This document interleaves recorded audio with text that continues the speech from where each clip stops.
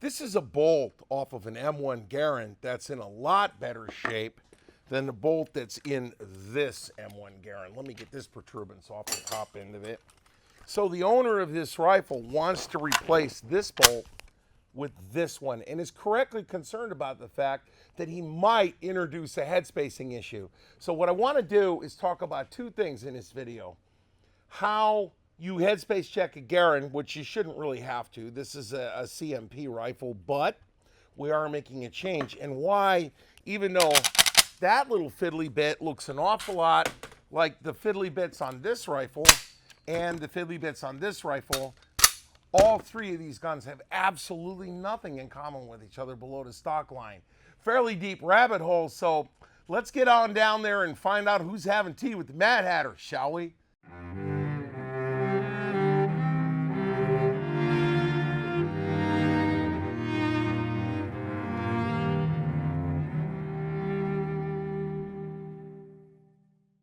Mike here has decided that he wants to change this bolt out. Mike, why are we changing out this bolt?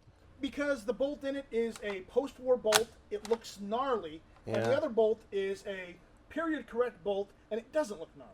Ah, okay. So because you're a disciple of me and you know a few things about guns, you know better than to change out critical fire control components without doing the necessary headspace checks, hence your presence in my shop. And in case you guys are wondering, Mike does a little thing called GunTube. So he's a fellow YouTuber and a fellow gun enthusiast and a computer guy. And like good HVAC guys, they're nice to have around. Mike, you've produced a variety of tools here that come with this weapon to make it easier to take apart. This, you told me, goes to the Garand? Yeah, that's the M10 tool that goes to the M1 Garand that they released. That's the second version of the tool that they released, early 50s. Early 50s. Early 50s, yes. As opposed to, say, this tool. That's the M14 tool that came with the standard M14 rifle.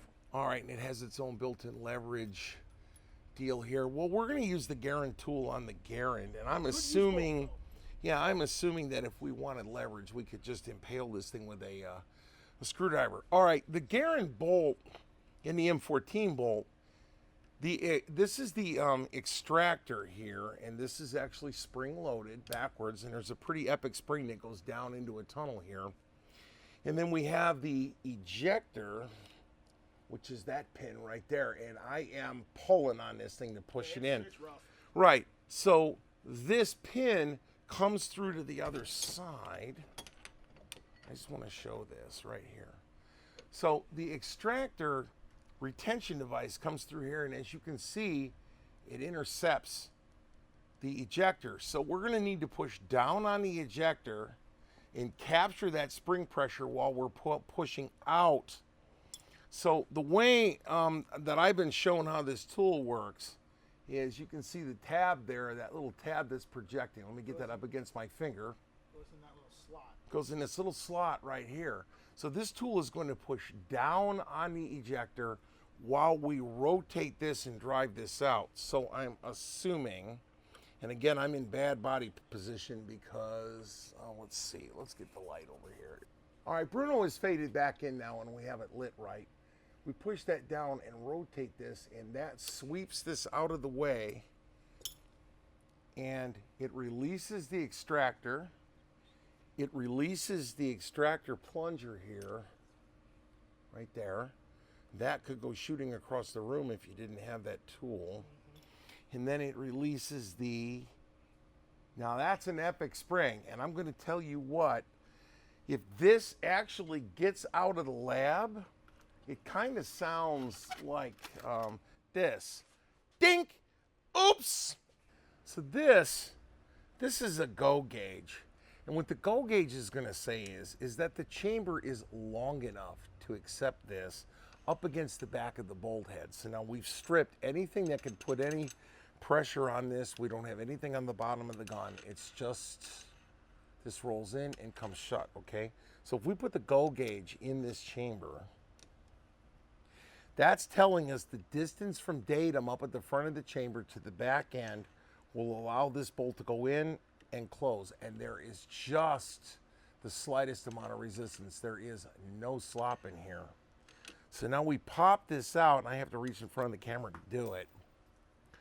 This is a no-go gauge, and it's a couple of thousandths of an inch longer. So the difference between the go and the no-go gauges is 6 thousandths of an inch. This is 2.054, and the go gauge was 2.048.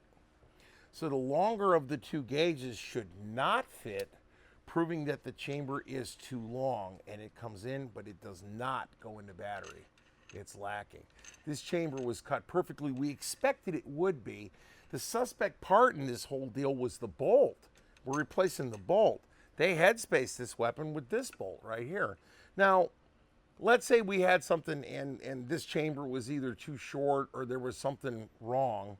We know this bolt is correct. We would have worked on this and we'd have been out Parkerizing. We would have just made this one look pretty, but in our particular case, no fit and fit right on the money. What I've come to expect from CMP, because I have never, ever in the last 40 years of working on guns seen something come out of Anniston that was wrong. I've got a piece of masking tape holding the firing pin in here, and it's sticking out that way. And then you've got this little nubbin spring right here, and what that spring does is actually causes the extractor to, on this axis, rotate in and grab the head of a shell. So this whole thing would be sitting up where the shell is being grabbed, and we have to put that in. This pin captures the firing pin, and it also captures the ejector. So we're going to set that right there and let that go on by just a little bit. And then we'll stick the ejector in, which has this epic spring on it, and that'll sit right there, and we're in just a little bit too far because that pin got in the way. So you got to get all of this set up all at once. And if you're not in a vise, I don't know how the hell you do this out in the field. I really don't.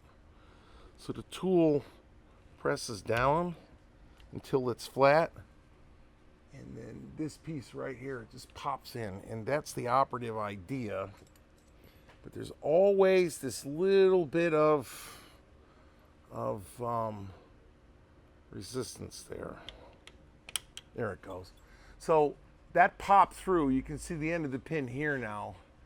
This is spring loaded by its spring. Wait a minute, let me get my hands out of the way. That's spring loaded by its spring. And like we said in the beginning, this is spring loaded by its spring. And it's all interrelated and captured. I do not know how the hell you take this apart out in the field without a vise. No clue.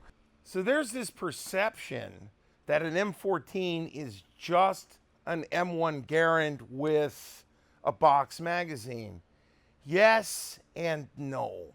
Because outside, they all operate apparently the same way. As the operating rod comes to the rear, it cams the bolt open, pulls the live round out, another one pops up, bang, we go back. We have that same setup on these two guns, and in fact, even on the carbine, we have the same setup. Sorry, I'm a carbine guy, not a carbine guy. It's when we flip these things over that the men begin to separate from the boys, and here's what I'm talking about. In the Garand, this operating rod has two separate bends in it to line it up with a full-length gas tube. This is the piston. The part that moves is the head of the piston, and the whole thing articulates. Difficult to clean, big, expensive to manufacture, lots of finicky curves. The M14, however, is post-World War II TRW at its best. And here you can see that the op rod is slightly different. The op rod is square here. There's no piston on the head of this thing. The operational parts of this that actually kick on this are over here. Here's the gas piston. And the gas piston sticks in so that this hole is mating up with the gas tube on the bottom. So when you pressurize the inside of this piston, this whole thing fills up full of gas and pops out and drives this to the rear. And it sits there until the operating rod comes back and drives it back forward again.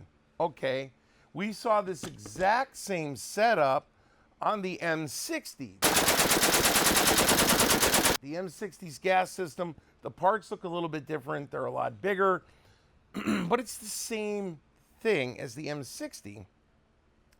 I don't know the exact history, the exact lineages, but now that gets us over to the M1 carbine, and I'm going to move a few things here because the carbine is a completely different kettle of fish.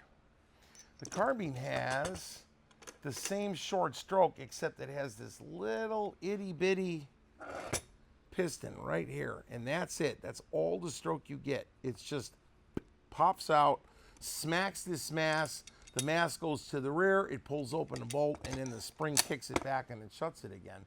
So it's just a little spit. I would tell you that all three of them have things to recommend them. The M14 is big and it's heavy, but it does work well and it allows you to get around the magazine box. The Garand was just, you know, we are not worthy. The carbine comes from a completely different lineage, but at that point in time, nobody was reinventing the wheel. So everybody was running off the same playbook. They needed a short, what amounts to the world's first pistol caliber carbine is what it is. I'm sure there were ones before it, but this did a very, very good job of doing what it did. So underneath, they're a little bit, beauty goes a little bit deeper than skin deep in this particular place. When you get to the bottom metal, the M14 is just a truncated Garand bottom, although there's a lot more stamped parts down here. These are all stamped. This stuff is all milled. It's the difference between, I don't know, a couple years of manufacturing technology. The carbine doesn't have anything in common. The carbine is just a simple trigger with a disconnector. There's nothing really fancy here. Here, let me get this to drop down here. Hang on a minute. There we go. Boom, down we go. A lot smaller spring, a lot easier to take apart, a lot fewer moving parts because they're not trying to lock the gun together with it. As I was saying, the M1 carbine is a lot simpler, but in the bottom metal department, the engineering is the same. But let's go up on a vise. I want to show you something real cool about the true genius of John Garand. Let's take, for instance, my apprentice, Ben's A5. You shut this thing and you drop the hammer on it. Watch the trigger as it resets. The trigger moves forward again, okay? Reset. Okay? So then it resets and you go. So your finger is getting slapped by this thing. Every time you pull the trigger, no matter what, you're getting beat up. The RSC-17 did that. A lot of Savages do that. And let me show you how Mr. Garand went around this. We're going to move over to the vise here. This is spring-loaded, and he did it using the mainspring pushing backwards on this cassette, and he spring-loads this. So when you've got the hammer down and this thing resets, it spring-loads, it gives away. Then it pops back in, and then it goes off. So you see the trigger does not move, and you don't get slapped. And I'll tell you, there is a lot of fatigue associated with that. And then if you look, same deal with the carbine. Let me get this set up here in the lathe real quick. In the vise. When you bring this back, you drop the hammer. You've got to be on the spring. The trigger does not move. So these are comfortable weapons to shoot, whereas from just 20 to 30 years previous, they still haven't figured out the ergonomics. If you go back and watch some of the video of us shooting the RSC-17, that was that A5 on steroids, man. You'd run 5 rounds out of that, and you couldn't write with a pencil. So, Mike, before we get rolling here, tell me a little bit about your YouTube and online presence. I'm Night Strike 1 on YouTube. I also run GunTube.org, a open source platform for gun videos. The stuff you can't post on YouTube goes on GunTube.org. Okay, that'll work. I think it was an excellent decision for you to have us check Headspace on this. I agree. So what I want to do is, because it's difficult to single load a Garand, we're going to put 8 in. I'm going to fire 1 round, go on safe, And then once we know where the empty went, track the empty down, and I'll make sure I don't cover you with it. And we're going to inspect the cartridge before we shoot another round out of it.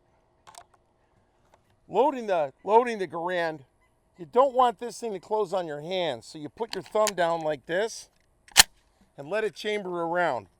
Since there's a live round in the gun, I'm going to go ahead and shoot one round out of it. You ready? Ready. And we'll keep an eyeball on where the brass goes. Okay, I'm on safe. Go ahead and recover that round. Where it goes? It went over there. It's on the grass somewhere. Right here. Okay, be careful, it's hot. Okay, so no stretching, no gas blow by, not excessive pressure signs. We're good here. There's 7 rounds in the gun and it's on safe. So now I've got Mike set up now where he's back in focus again. There's 7 rounds left in the gun and it's on safe. So you remember when we briefed safe sectors of fire, right on? And go ahead and dump the remaining 7. Towards the concrete block? No, don't hit the block, but just go, somewhere where we briefed it safe. I don't want you to hit the block if you can get away with it. If you got to roll your feet around, roll your feet around. You'll be all right. All right, just say when. Okay, when? Yeah, don't hit it.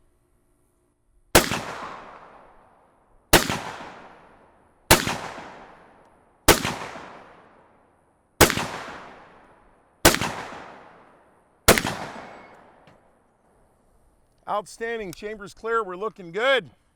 All right, I would call that a successful Headspace check and retest.